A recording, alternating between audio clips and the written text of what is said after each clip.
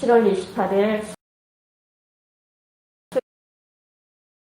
수요 예배를 시작하겠습니다. 사도신경으로 신앙 고백 드리겠습니다. 나는 전능하신 아버지 하나님 천지의 창조주를 믿습니다. 나는 그의 유일하신 아들 우리 주 예수 그리스도를 믿습니다.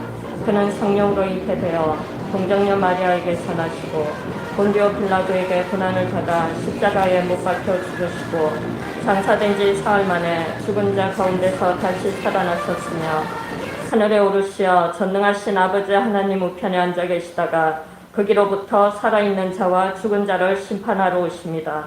나는 성령을 믿으며 거룩한 공교회와 성도의 교제와 죄를 용서받는 것과 몸의 부활과 영생을 믿습니다. 아멘. 기도하겠습니다. 할렐루야. 고맙고 감사하신 하나님 아버지 감사합니다. 하나님 아버지 정말 무더운 날씨 속에서도 하나님 아버지 저희들 한 분 한 분 지키시고 보호하여 주시고 인도하여 주시는 은혜를 다시 한번 감사를 드립니다. 오늘도 이 무더운 날씨 속에 저희들 수요 예배를 통해서 하나님께 영광 드리고자 하는 하나님 아버지 중심을 도와주시고 기쁘게 훈령하여 주시고 성령님 이 예배를 주관하여 주시옵소서. 감사드리며 우리 주 예수님 이름으로 기도드렸습니다. 아멘. 오늘 함께 나눌 말씀은 히브리서 11장 1절에서 2절까지의 말씀입니다. 히브리서 11장 1절에서 2절까지의 말씀입니다. 제가 대신 봉독하겠습니다.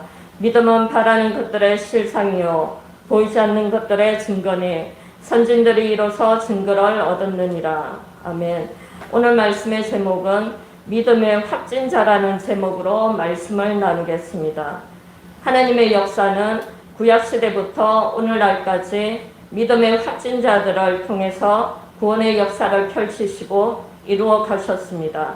많은 사람들에게 하나님은 어떤 분이십니까? 라고 묻는다면 대다수의 사람들은 하나님은 사랑이라고 대답할 것입니다.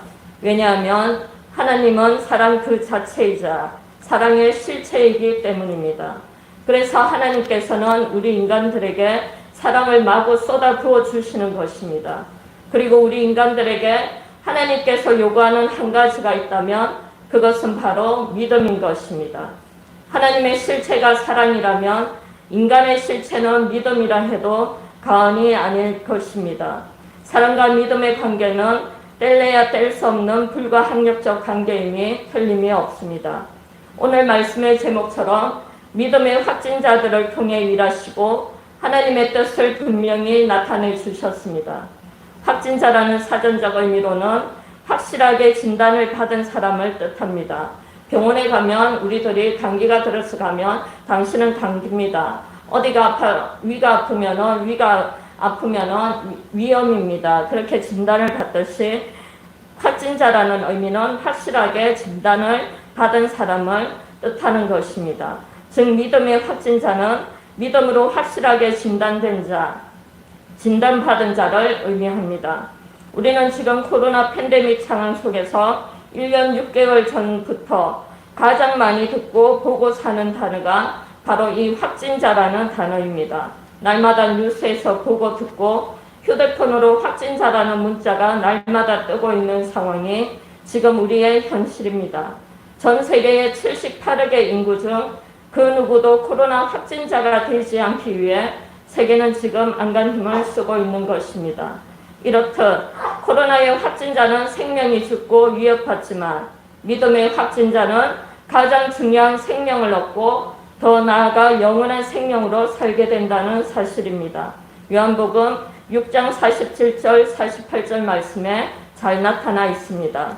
진실로 진실로 너희에게 이르노니 믿는 자는 영생을 가졌나니 내가 곧 생명의 떡이니라. 이 말씀처럼 예수님께서는 생명에 관하여는 진실로 진실로라며 재차 몇 번 강조하셨습니다. 또 요한복음 6장 49절 50절 말씀에 너희 조상들은 광야에서 만나를 먹었어도 죽었거니와 이는 하늘에서 내려오는 떡이니 사람으로 하여금 먹고 죽지 아니하게 하는 것이니라.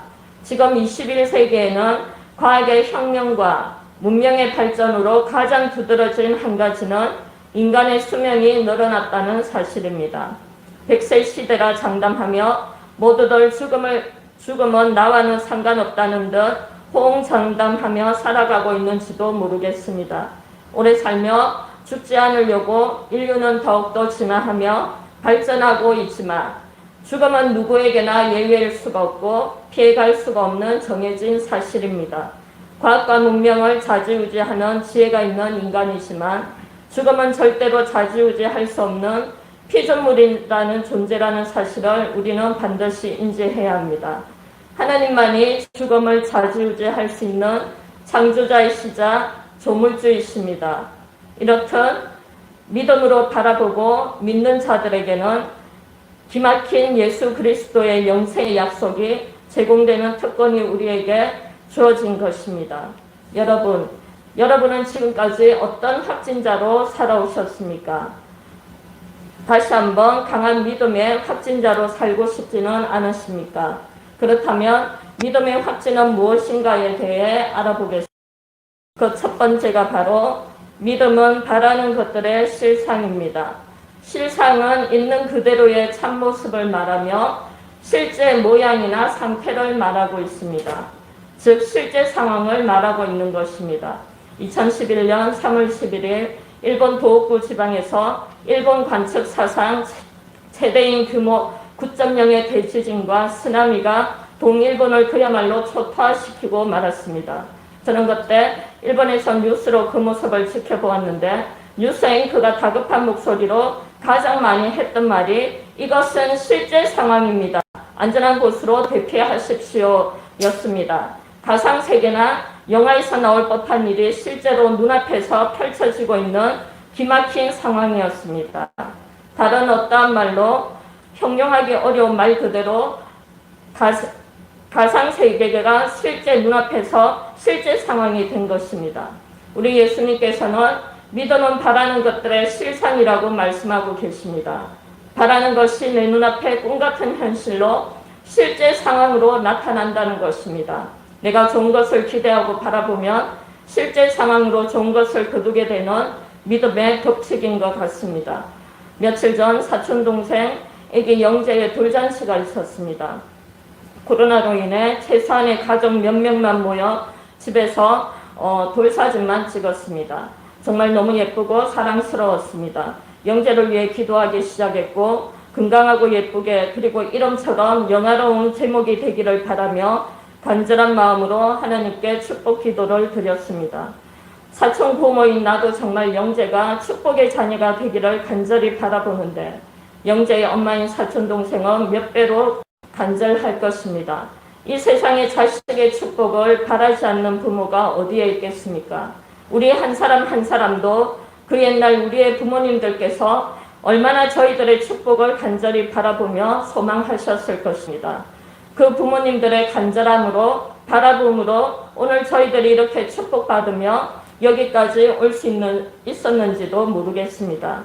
하지만 더 중요한 사실 하나가 있습니다. 우리 하나님께서는 태초부터 우리 한 사람 한 사람의 축복을 간절히 바라보고 계셨다는 사실을 우리는 기억해야 합니다.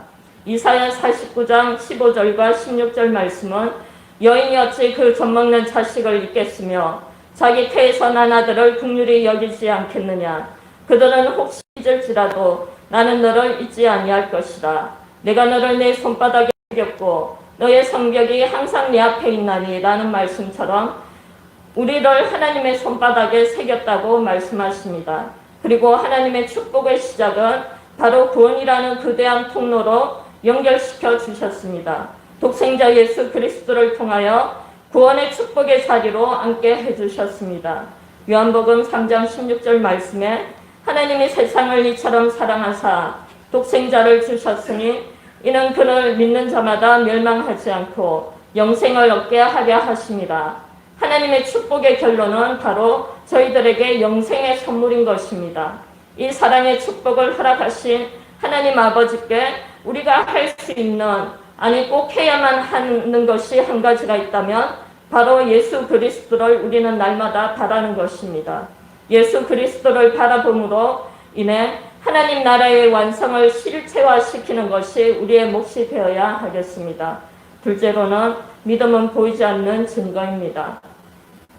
이 세상은 눈에 보이는 것으로, 손에 잡히는 것으로, 귀에 들리는 것으로 이 모든 것들이 모여 증거가 됩니다. 이 중에서 가장 중요한 증거는 눈에 보이는 증거가 가장 중요합니다. 사건 사고하면 제일 먼저 하는 일이 증거를 수집합니다. 증거 불충분의 불충분으로 유죄가 되기도 하고 무죄가 되기도 합니다. 이처럼 증거 찾기가 가장 중요한 것입니다. 눈에 보이는 증거가 있어야 죄와 벌이 가해지는 것이 이 세상의 법칙입니다. 하지만 하나님의 믿음의 법칙은 이와 정반대입니다. 믿음은 보이지 않는 증거라고 말씀하십니다. 보이는 증거가 이 세상이라면 보이지 않는 증거가 하나님의 세상인 것입니다. 창세기 1장 2절 3절 말씀에 땅이 혼돈하고 공허하며 흑암이 깊음 위에 있고 하나님의 영은 수면 위에 운행하시니라. 하나님이 이르시되 빛이 있으라 하시니 빛이 있었고 라는 말씀처럼 하나님께서는 흑암으로 보이지 않던 세계를 말씀의 빛으로 보이는 세계로 완성시키셨습니다. 보이는 육의 세계가 3차원이라면 보이지 않는 영의 세계는 4차원인 것입니다. 하나님께서는 가장 중요한 것은 보이지 않게 해주셨습니다. 육의 세계에서 가장 중요한 것은 바로 공기입니다. 공기가 없으면 인류는 생존할 수가 없기 때문입니다. 그리고 더더욱 중요한 한 가지는 우리가 영원히 살게 될 천국도 선명하게 보이지 않게 해주셨습니다. 고린도후서 4장 18절 말씀이 이를 잘 증명해 줍니다. 우리가 주목하는 것은 보이는 것이 아니요 보이지 않는 것이니 보이는 것은 잠깐이요 보이지 않는 것은 영원함이라 라는 말씀처럼 믿음의 확진자는 보이지 않는 세계를 믿음의 눈으로 보고 믿고 가는 자들임에 틀림이 없습니다. 그런데 문제는 이 믿음이 그렇게 쉽게 한 번에 굳세고 강하게 오지 않는다는 것입니다. 믿음의 훈련도 쌓아야 하는 것입니다. 저도 지난 며칠 이 믿음의 훈련으로 참 힘들었던 시기가 있었습니다. 날씨마저 무더운데 여러 가지 처해 있는 상황이 저의 상황이 참 답답하고 갑갑했습니다. 갑자기 앞으로의 길이 걱정이 되고 낙심이 되기 시작했습니다.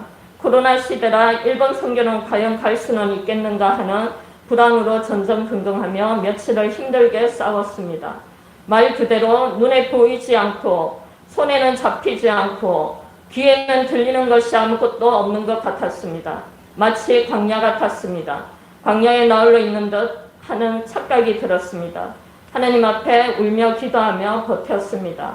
그러나 코로나에도 정점이 있듯이 걱정에도 정점이 있다는 사실을 알았습니다. 우리가 감기가 들면 몸살 감기로 최고의 열이 나고 최고로 아프고 나면은 그 다음부터는 조금 수그러들고 괜찮아지듯이 걱정도 최고로 많이 힘들고 아프고 나니 그 정점이 찍혀서 이렇게 괜찮아지는 것이었습니다.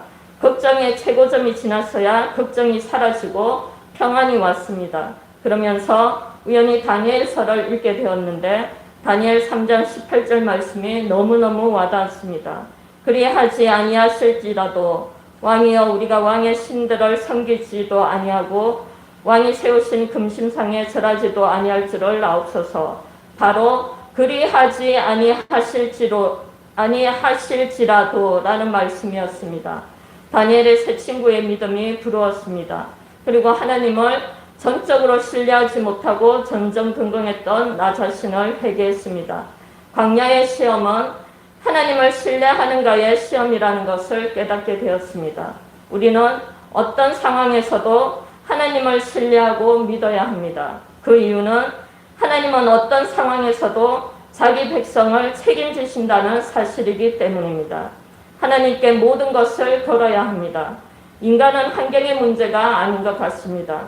에덴 동산을 보면 가장 완벽한 환경인데도 부족함이 있었습니다. 모든 걱정, 근심, 불안, 낙심, 초조는 곧 환경의 문제가 아니라 하나님의 신뢰의 문제, 곧 믿음의 문제인 것 같습니다. 보이지 않는 것을 믿음으로 바라보는 것이 가장 중요한 선택이 아닌가 싶습니다. 우리 모두는 믿음만 가지고 보이지 않는 증거를 획득하시는 우리들이 다 되었으면 좋겠습니다. 믿음의 확진자라는 제목으로 오늘 말씀을 나누었습니다. 우리는 보이는 세계에서 전전긍긍하며 사는 자가 아니라 보이지 않는 세계에서 힘차고 당당하게 살아나가도록 부르심을 입은 자들입니다. 마지막으로 한 예화로 말씀을 마치겠습니다. 어느 장난감 사장님께서 교환 어린이들을 회사에 초청했습니다. 장난감 공장을 보여주며 갖고 싶은 것을 마음껏 가지라며 어린이들에게 말을 했습니다. 많은 어린이들은 신이 나서 불자동차, 로봇, 게임기, 엘사 인형 등을 주워 담는데 여념이 없었습니다. 그런데 한 어린이는 가만히 있는 것이었습니다. 사장님께서 그 아이에게 다가가서 묻습니다. 너는 왜 안 가지고 있니? 갖고 싶은 게 없냐고 물으니 그 어린아이가 대답을 합니다. 그 사장님의 바지를 잡으며 저는 아저씨가 갖고 싶어요 라고 대답을 했습니다. 그래서 그 사장님의 아들이 되었고 그 훗날에는 그 장난감 공장을 통째로 다 물려받는 그런 일이 있었습니다. 저는 이 글을 읽으면서 우리도 마찬가지가 아닌가 싶습니다. 우리는 하나님의 자녀요. 우리의 아버지는 전지전능하신 하나님 아버지이십니다. 하나님 아버지를 가진 자는 모든 것을 다 가진 자들입니다. 믿음은 바라는 것들의 실상이요 보이지 않는 것들의 증거입니다. 하나님 자녀된 우리는 믿음으로 바라는 모든 것을 실제 상황으로 역전시키며 보이지 않는 세계를 보이는 세계로 승화시키는 믿음의 승리자들이 된 것입니다. 다시 한번 묻고 싶습니다. 여러분은 믿음의 확진자이십니까? 우리 모두는 믿음의 확진자가 다 되셔서 하나님의 속을 정말 시원하게 해드리는 저와 여러분들이 다 되시기를 간절히 바랍니다. 기도하겠습니다. 할렐루야. 고맙고 감사하신 하나님 아버지 감사합니다. 하나님, 오늘 저희들이 믿음의 확진자라는 제목으로 하나님 말씀을 나누었습니다. 저희들이 하나님 살아가면서 환경에서 여건에서 상황에서 하나님 저희들 믿음이 약해지고 연약해지고 흔들려지는 하나님 아버지 그런 상황 속에서도 하나님 아버지께서 다시 한번 저희들에게 확신의 믿음을 보여주신 하나님 아버지 감사합니다. 하나님 아버지 앞으로 이 믿음을 더욱더 부여잡고 더욱더 하나님 강하고 담대함으로 하나님의 주신 믿음을 부여잡고 저희들이 나갈 수 있는 저희들이 다 될 수 있도록 축복하여 주시옵소서. 이 무더운 날씨 속이지만 하나님 아버지 시원한 냉수처럼 하나님 아버지의 마음을 시원케 해드릴 수 있는 저희들이 다 될 수 있도록 축복하여 주시옵소서. 감사드리며 우리 주 예수님 이름으로 기도드렸습니다. 아멘. 주기도문으로서 예배를 마치겠습니다. 하늘에 계신 우리 아버지여, 이름이 거룩히 여김을 받으시오며 나라의 임하옵시며 뜻이 하늘에서 이루어진 것 같이 땅에서도 이루어지이다. 오늘날 우리에게 일용할 양식을 주옵시고 우리가 우리에게 죄 지은 자를 사하여 준 것 같이 우리의 죄를 사하여 주옵시고 우리를 시험에 들게 하지 마옵시며 다만 악에서 구하옵소서. 대개 나라와 권세와 영광이 아버지께 영원히 있사옵나이다. 아멘. 모든 영광을 하나님께 돌리겠습니다.